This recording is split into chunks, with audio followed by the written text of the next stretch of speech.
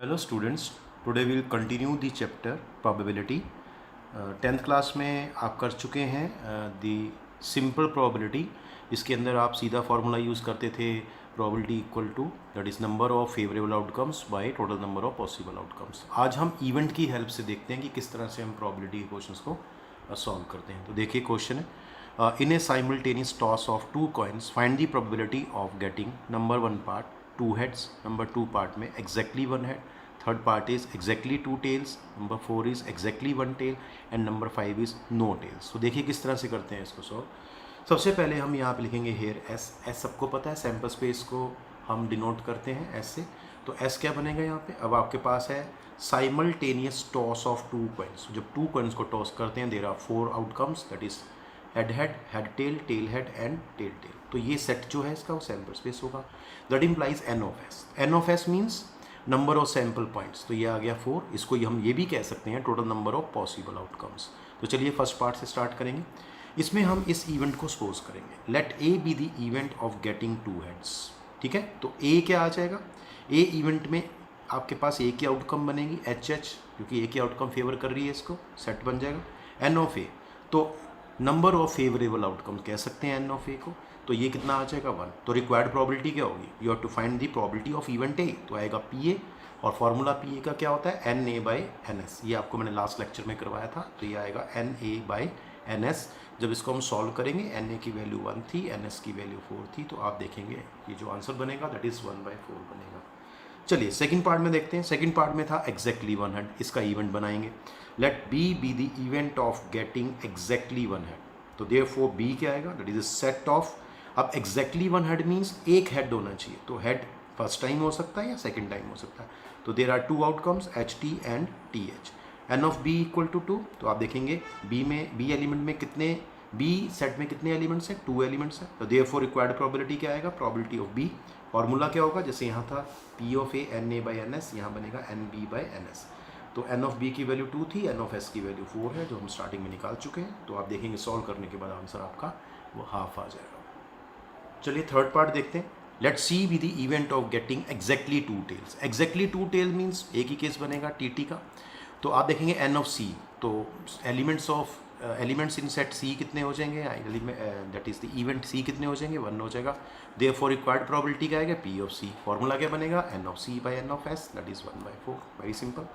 इसी तरह से फोर्थ पार्ट में हम सपोज करते हैं, let D be the event of getting exactly one tail. Exactly one tail means या तो टेल फर्स्ट टाइम होगी या सेकंड टाइम होगी। तो इसके टू आउटकम्स फेवर करेंगे इसको, इस इवेंट को।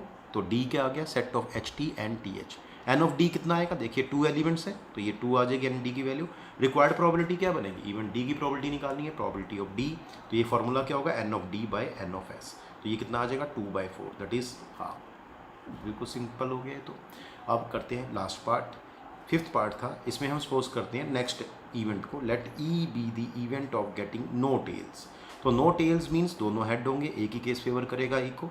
एन ऑफ ई क्या आ गया? 1। तो रिक्वायर्ड प्रोबेबिलिटी क्या आ गई? P of E which is equal to N E by N S and which is equal to 1/4। तो दैट इज़ वेरी सिंपल। तो इस तरह से हम इवेंट्स को डिफाइन करके A B C D E करके इस तरह से हम इसको, जैसे ए है तो एन ए निकालेंगे, उसके बाद N S that is total number of possible outcomes का यूज़ करेंगे। तो पी ऑफ ए क्या हो जाएगा? N A by N S. तो इस फॉर्मूले का यूज़ करते हुए हम ये सारे पार्ट्स कंप्लीट कर लेंगे। यस बेटा, एक और क्वेश्चन देखते हैं। A fair coin with 1 mark on one face and 6 on the other and a fair die are both tossed, find the probability that the sum of numbers that turn up is, first part में 3 है और second part में 12 है। तो इसका मतलब ये है, एक फेयर कॉइन है, ठीक है, with 1 marked on one face. तो एक फेस के ऊपर हमने क्या बना दिया? 1 मार्क है उसके, और जो दूसरा फेस है कॉइन के ऊपर, एक तरफ 1 मार्क लिखा हुआ है, दूसरी तरफ 6 लिखा हुआ है, और एक डाई, ठीक है, फेयर डाई जो है उसको हम क्या करते हैं? टॉस कर देते हैं। फाइंड दी प्रोबेबिलिटी दैट, अब हमें प्रोबेबिलिटी निकालनी है दोनों के ऊपर जो नंबर्स आएंगे उसका सम जो होना चाहिए। फर्स्ट पार्ट में 3 है, सेकंड पार्ट में 4। सबसे पहले हम सैम्पल स्पेस लिखते हैं, हेयर एस। सैम्पल स्पेस क्या बनेगा? देखिए एक कॉइन और एक हम डाई का टॉस कर रहे हैं, और कॉइन के ऊपर 1 2 लिखा हुआ है और डाई के ऊपर तो 1 2 3 4 5 6 हो सकता है। इसका मतलब अगर हम देखें तो इसमें क्या होगा? तो सबसे पहले हम कॉइन की बात करते हैं। तो कॉइन के ऊपर क्या आएगा, 1 या 6। तो डाई के ऊपर कुछ भी आएगा, तो 1 के कॉरस्पॉन्डिंग 6 केस किसके हो जाएंगे, डाइस के हो जाएंगे। तो 1 1 1 2 1 3 1 4 1 5 एंड 1 6।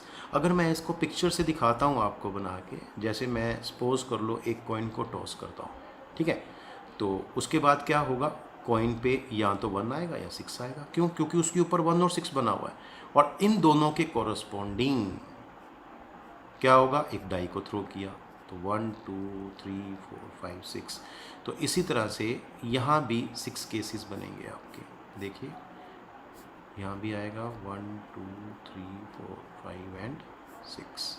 तो आप यहाँ से देखेंगे कि 1 के कॉरस्पॉन्डिंग 6 केसेस और 6 के कॉरस्पॉन्डिंग भी 6 केसेस बनेंगे। तो अगर इस ट्री वाले पार्ट को हम यहाँ पे दिखाएं सैम्पल स्पेस की फॉर्म में, देखो 1 1 1 2 1 3 1 4 1 5 1 6 बन जाएगा यहाँ पे, ठीक है। और इस तरह से, और यहाँ पे अगर 6 के कॉरस्पॉन्डिंग देखें तो 6 1 6 2 6 3 6 4 6 5 एंड 6 6। देखिए 1 1 1 2 1 3 1 4 1 5 1 6 एंड 6 1 6 2 6 3 6 4 6 5 एंड 6 6। तो ये आउटकम्स होंगी। तो N of S, total number of possible outcomes कितनी हो जाएंगी, 12 हो जाएंगी। चलिए अब फर्स्ट पार्ट देखते हैं। फर्स्ट पार्ट में सम 3 चाहिए था, तो let A be the event that the sum of the numbers is 3। तो अब देखिए इसमें कौन सा ऐसा पेयर है जिसमें नंबर्स का सम 3 बनेगा। तो this is only one case 1 2। तो आप कहेंगे तो ए जो इवेंट होगा इसका जो फेवरेबल केस होगा वो क्या होगा, 1 2 होगा। तो इसको हम सेट की फॉर्म में लिख देंगे। तो एन ऑफ ए में कितने एलिमेंट्स हैं, 1। तो रिक्वायर्ड प्रोबेबिलिटी क्या होगी, ए का हमने प्रोबेबिलिटी निकालनी है इवेंट की, P of A that is N A by N S. तो ये आ जाएगा 1/12, दैट्स इट। अब सेकंड पार्ट देखते हैं। Let B be the event that the sum of the number is 12। देखो सेकंड पार्ट में 12 था, तो आप यहाँ से देखेंगे देयरफॉर बी क्या आ गया। अब 12 का केस कौन सा है, देखिए इन नंबर्स को आप ऐड करेंगे तो सिर्फ एक ही केस ऐसा है 6 6 वाला, इसमें 12 बन रहा है। तो B equal to set of 6 6, तो ये आउटकम बनेगी इसमें। तो एन ऑफ बी कितना आ गया 1। यहाँ पे भी हम देखेंगे रिक्वायर्ड प्रोबेबिलिटी क्या बनेगी, पी ऑफ बी। तो यहाँ पे इवेंट है बी, जिसकी प्रोबेबिलिटी फाइंड करनी है आपको, ठीक है। इसका जो सॉल्व करेंगे इसका फॉर्मूला क्या होता है, N B by N S. तो जब उसको सॉल्व किया जाएगा तो आपके पास आंसर जो आएगा वो 1/12 आ जाएगा। One more question. One card is drawn from a well-shuffled deck of 52 cards. If each outcome is equally likely, calculate the probability that the card will be number 1 a diamond, number 2 not an ace, number 3 a black card, number 4 not a diamond and number 5 is not a black card. तो इस question को भी हम last question की तरह करेंगे, events की help से सॉल्व। तो देखिए सबसे पहले क्या करेंगे, let S be the sample space. अब देखिए यहाँ पे 52 कार्ड्स हैं, तो इतनी सारी आउटकम्स हम नहीं दिखा सकते, इसलिए हम डायरेक्टली इसके अंदर total number of possible outcomes मतलब एन एस की वैल्यू लिखेंगे। तो देयरफॉर एन एस की वैल्यू क्या आ गई, 12। आपको पता है अगर हमें एक कार्ड निकालना हो, ठीक है, प्लेइंग कार्ड में से 52 कार्ड में से, तो टोटल पॉसिबल आउटकम्स कितनी बनेंगी, कोई भी कार्ड आ सकता है, 52 बनेंगी। तो चलिए फर्स्ट पार्ट लेते हैं। फर्स्ट पार्ट में उसने कहा था वो डायमंड का कार्ड होना चाहिए, तो पहले हम इसका इवेंट बनाएंगे। Let capital A be the event that the drawn card is a diamond. देखिए ऐसे लिख दिया, drawn card is a diamond. तो एन ए कितना हो गया, how many diamonds are there, तो आप कहेंगे 13 होते हैं। तो एन ए की वैल्यू 13 हो जाएगी। अब सारे कार्ड्स तो दिखा नहीं सकते, तो सिंपली हम एन ए की वैल्यू लिखें, क्योंकि हमें बेसिकली तो एन ए चाहिए और एन एस चाहिए। तो देयरफॉर रिक्वायर्ड प्रोबेबिलिटी क्या हो जाएगी, पी ऑफ ए। तो पी ए का फॉर्मूला क्या होता है, N of A by N of S, that is 13/52। Answer is 1/4, very simple. Second part is, इसमें वो कहता है नॉट एन एस, तो इसको भी हम इवेंट बी सपोज करेंगे। Let B be the event that the drawn card is not an S. तो देखिए अब नॉट एन एस, अब ऐसे कितने कार्ड होते हैं जो एस नहीं होते हैं। तो 52 में से हम 4 कार्ड माइनस कर देंगे, क्योंकि 4 एसीज होते हैं। तो जो एस नहीं होते हैं वो कार्ड्स होते हैं 42। तो एन ऑफ बी कितना आ गया, 42। तो रिक्वायर्ड प्रोबेबिलिटी क्या हो जाएगी, P of B which is equal to N B by N S, that is 48/52, that is 12/13। Very simple. Yes बेटा। नाउ थर्ड पार्ट इज, इसमें भी हम इवेंट को सपोज करेंगे। Let C be the event that the drawn card is a black card. अब आप बताइए black cards कितने होते हैं प्लेइंग कार्ड्स में, तो आपने कहा 26 होते हैं। तो देयरफॉर एन सी की वैल्यू 26 आएगी। Therefore required probability that is probability of C event that is N of C by N of S. तो ये आप यहाँ पे मेंशन कर सकते हैं अगर आप चाहें, तो यहाँ पे इधर मेंशन कर दीजिए इसको, that is N of C by N of S. तो ये जो वैल्यू है ये आ जाएगी 26/52, that is half. Fourth part जो है उसमें हम सीधा ही रिक्वायर्ड प्रोबेबिलिटी लिखेंगे, क्योंकि उसके अंदर जो था फोर्थ पार्ट में वो उसने ये कहा था नॉट ए डायमंड। तो डायमंड का केस हम पहले कर चुके हैं। तो नॉट ए डायमंड मीन्स अगर ए डायमंड आपका getting a diamond a event है तो आपके पास not a diamond a dash event होगा। तो रिक्वायर्ड प्रोबेबिलिटी क्या होगा, पी ऑफ ए डैश, ठीक है ना। तो यहाँ पे जो मेरा फेवरेबल इवेंट है वो ए डैश है। तो पी ऑफ ए डैश की वैल्यू क्या होती है आपको बताई गई है, 1 माइनस पी ए होती है, पी ऑफ ए। तो 1 में से क्या माइनस कर देंगे, 1/4, क्योंकि पी ए की वैल्यू हम फर्स्ट पार्ट में निकाल चुके हैं। सॉल्व करके आंसर क्या आ जाएगा, 3/4। अब लास्ट पार्ट देखिए, लास्ट पार्ट में भी अगर हम देखें तो ये हम पार्ट पहले कर चुके हैं, मतलब इसमें हम पहले ब्लैक कार्ड की प्रोबेबिलिटी निकाल चुके हैं। तो क्योंकि ब्लैक कार्ड निकाल चुके हैं तो उसके ना होने की प्रोबेबिलिटी हम यहाँ निकाल सकते हैं।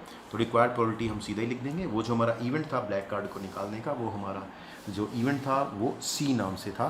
तो इसका मतलब यहाँ बनेगा probability of C dash event. तो probability of C dash event क्या होगा, 1 माइनस प्रोबेबिलिटी ऑफ सी, इसमें से माइनस कर देंगे 1 माइनस पी सी की वैल्यू अभी हमने लास्ट में निकाली है। यहाँ देखिए 1/2 थी, इसको सॉल्व करेंगे तो 1/2 हमारा आंसर बनेगा। That is very good question.